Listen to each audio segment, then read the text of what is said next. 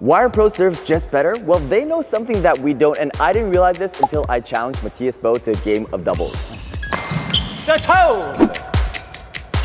In this video, we're gonna break down exactly how to start serving like a pro so you can become world number one.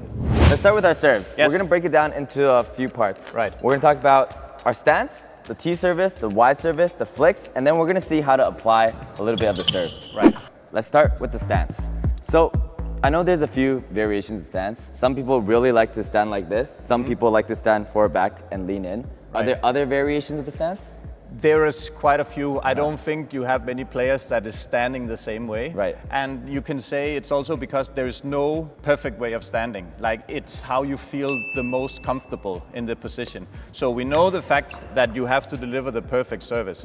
So you need to keep obviously some sort of balance on your feet, but rather that is with your, in my case, left foot forward, if it's actually sometimes with my right foot forward, or if it's with them straight or parallel as this. It's very individual what you feel. However, as a thumb rule, I would say it's important that you have a good balance. And what I mean with a good balance is that you feel comfortable. So if you take a little time in delivering the service, you're not about to fall. So if I was standing like this, I would not be able to stand. So you need to stand in a position where you feel comfortable and relaxed in your legs and in your upper body so you can do that. It's important that your foot position is as such that once you have delivered the service, you're ready to catch something or move sideways. Again, if I stand like this and I serve, then I have to put my other foot down in order to move and maybe catch the third shot which comes to the side.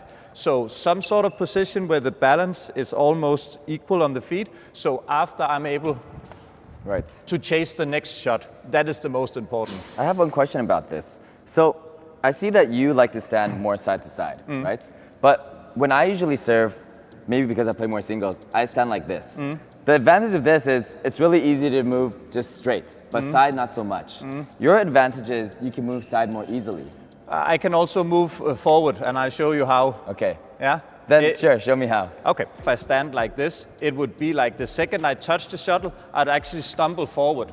So I'm close to net, so my racket can actually catch the net. So see here, the service, and I'm already there. So the shuttle hasn't landed before my racket is here, because when I'm doing it, my body is falling with the shot, like leaving the racket and I'm moving forward. So it's like this, then I'll be able to catch it. Not any different if I feel or believe that my opponent is gonna do something receiving in this side, then I would serve, and then like in the same movement, take a half step this way, because that is what I'm prepared for. In case it doesn't come there, then I can just catch the feet and then go different direction.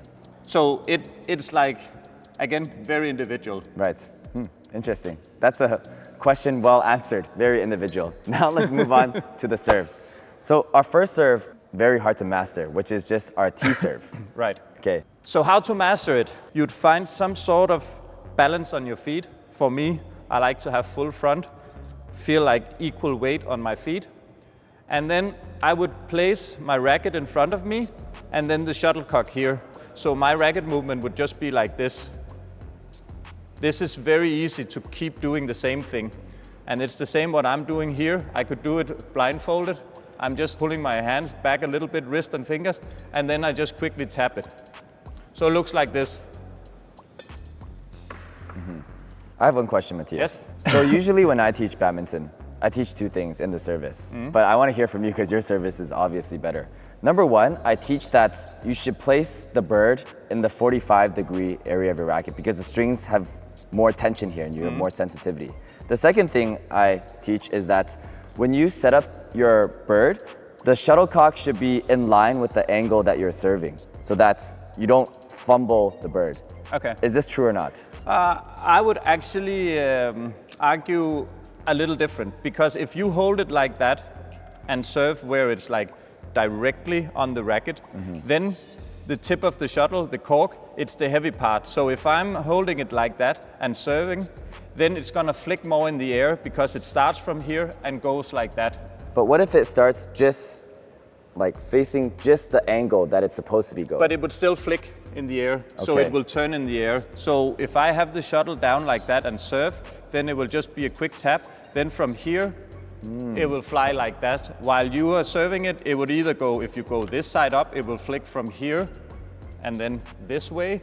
Or if you go down in it, it will flick from here. So it will jump more. That makes a lot of sense. Some is looking at the racket and on the shuttlecock.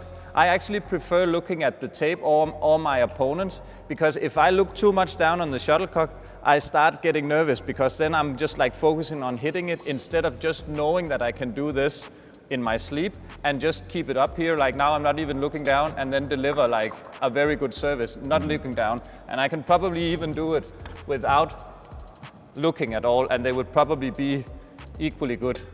The service, this is what I did with my eyes shut, and there was a perfect low service. So basically what is difficult is just to find the right poke, the right movement, and just be able to repeat it. I want to give this a try, Mathias. Yes. I want to see if it's as easy as you make it look. Okay, this is how I served before. I stand kind of more like singles. I hold my racket like this, and then I feel like I'm going upwards. Yeah. Can you slow down the movement a little? Because when you're doing it, it's like you're doing a long movement, and it's a little fast. You seem like you want to just get it out of the racket. Just slow it down a little bit. You can hold it like that, but just pull the racket back like this a little bit more slow, and then just poke into it. Poke it. Yeah? I'm also going to change my stance, because after what you said, this actually feels more comfortable and more stable. Try and do that. Okay. Slow down the movement. Yeah, better. Okay. So one thing, when I'm holding the bird, I'm trying to like hold it as thin as I can, meaning that so much in the top, so it will like fly out of my hand very easy. I just have to like let go a little. When I see you do it, you hold a little bit more down on the feather, and your fingers are also a little bit in the way. So it will not happen often, but maybe once it will happen where you serve into your finger like that. So I want to see if you can do it where you are just holding it as thin as you can, get the other fingers out of the way, so you get more clear shot on the cork. My focus is just a quick Lift the fingers, other finger, yeah. And is it okay to just relax like just this? like that. Or I need to angle it? You try whatever you feel comfortable with. Give it a try. But just slow and steady. Yeah. Oh, that's faster. It left faster, but it was more controlled in your racket. It wasn't like panic leaving it. Right. Yeah.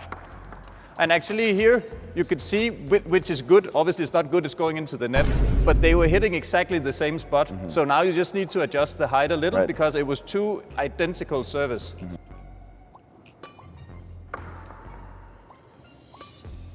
Yeah. Still a little bit like when you take the bracket back, don't stress too much, just nice and steady. So equal movement is more important. Always just nice and slow. Don't have to hit it so much. Yes, perfect service. Much better control. It looks from the side here, it looks like you had the control. The others, it just looked random. Yeah. One thing I've actually experienced from this is before I always thought service was kind of like a smash or a drop, where we wanted as fast of a contact as possible. Yeah. But you're saying no. Yeah. We want it just nice. You want to have control. Yeah. That was a lot of information for just a T service, but that's how much complexity actually goes into the serve. Now we're gonna cover the wide serve and also the flick serve, and then move into a little bit of how we can practice these services. Right. So if you enjoyed watching these videos so far, all we ask is for you to like, comment, subscribe, and also share these videos with your friends so that we can do better and make more videos like this for you. Before we started filming, I asked you, is the Y service the same as the T service, but just in a different angle? And you said, no, it's different. It is different because, you know, if I stand here, distance-wise to the T, it's much more when it goes wide. And I also in some way have to turn and twist my racket and shuttle in order to get it this side. I cannot from here do something where I... Okay, that's actually not a bad service. That was pretty good. Maybe I should have done that 20 years back. The control is the same, like the movement is the same, but the distance it's traveling is different, and also your movement, your stance, you need to walk towards the shuttle after. So before we talked about if I want to cover T, I serve and cover here, but when I now want to change it, I want to chase the shuttle, as we would call it. So it will look like something where I'm angling it and then try and chase it a little bit. My opponents will play a shot from here. Most likely that means that some sort of a shot in this direction. So I have to play that shot and then chase it that way. And the minute you start moving into the service, the speed of the service changes completely. So it's very difficult to control. So here it's just racket. Here is a little bit more body into it because you need to walk faster in order to cover this area. Right. Also, how do we prevent it from making it obvious that we're going to be serving to the side? You know what? I actually, when I was playing, I was starting my racket movement like this and then just last second turning it and then playing it. And often, because people are not allowed to change their stance, then people are often standing here. They might know and be able to see that it's coming here, but they're not allowed to run out and they don't have time to run out and do that. And even if they did, I would also have the chance of doing like this, which is a deceptive serve. You can mix it up, and again, if you get the good low service in, it's still like limited what the opponents can do about it. Even if it's a little too high the service, because if I'm here and you're doing a wide service at a little bit, I would still be able to play it on the side, which means that it's not going to be a kill because I can't create the same pace on this side. Right. Yeah. So now let's move on to our last type of service before we start applying it, which is our flick serve. Yes. What is a common mistake people make when doing the flick serve? Well, basically, I don't feel that the top players are flicking enough. It's a quite good tool to have. I know you look stupid if you do a flick service and it's going to get hammered down. Then you say, like, why don't you trust your low service? And there's a lot of people, as I said, who is extremely aggressive on the short one. And there's also a lot of these roles that you play, that you have a front court player and a back court player.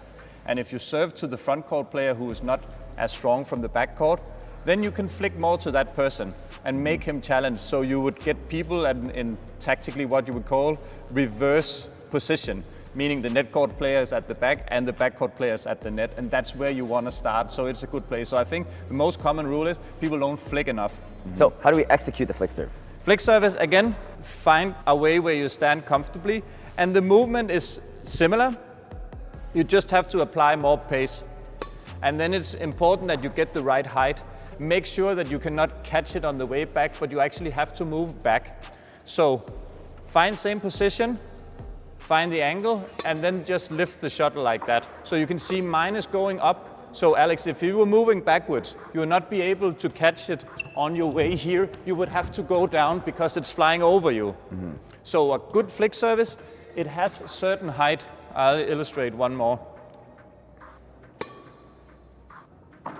Plus, when I give it height like that, I have all the time in the world to come down and find my defensive position. If it's too flat or too short, then I would probably be stumbling backwards while I have to intercept and play the defense, which would not give me in a good position.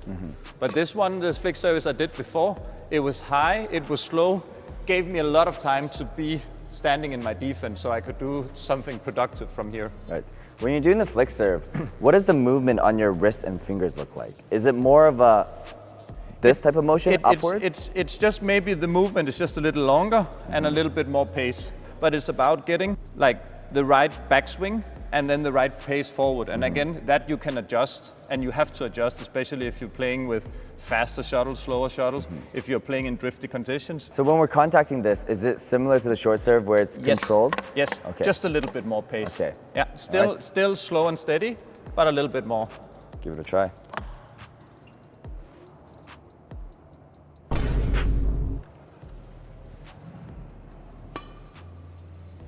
Yeah, more power. More power. Yeah, it's too short, right? Yes, it's too short, but one of the reasons I notice is it's also wobbling on my Try and only hold the tip. Try and only hold like that. Still now your fingers are a little bit deep into the shuttle. Is there a way for me to overcome this mentally? Because holding the tip, I feel like there's so much wobble in my bird. I don't think there are. I think it's just something you mentally have to try it. It's a trial and error. You can. I'll just let it relax. I'll let it be. Yeah.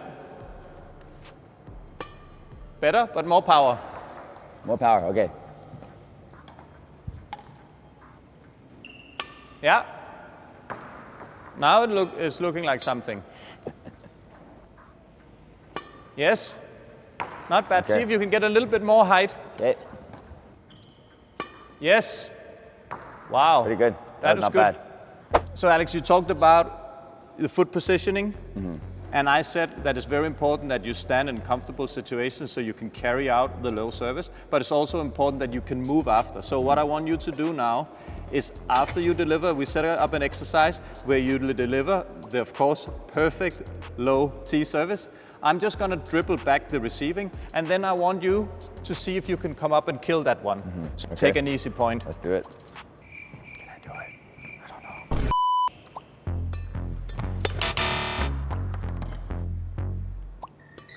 know. Oy. Whoa. What the? That has to be illegal. Wow. You double hit that, but that was a pretty decent serve for me. As soon as you hit it, you have to move. You're standing and then moving. I see. This is a very important point here. Oh. I did it so well, I surprised myself. Like the way I moved. Yeah. One more. Yes, that's Yes. it. I feel the difference already. Yeah. It's gonna take some practice because I'm so focused on the serve. Yeah. But this is so effective. I've never thought about this before. Yeah. Wow. That was a lot for the service, and I feel like if I just practice this for 10 more minutes, my service will be instantly so much better. And this is a lot of things that we didn't know, but you'll only learn about it here. And we're gonna do so many more serve and receive videos. If you wanna learn more in depth about this topic, make sure to like, comment, subscribe, and check out Mathias' channel as well.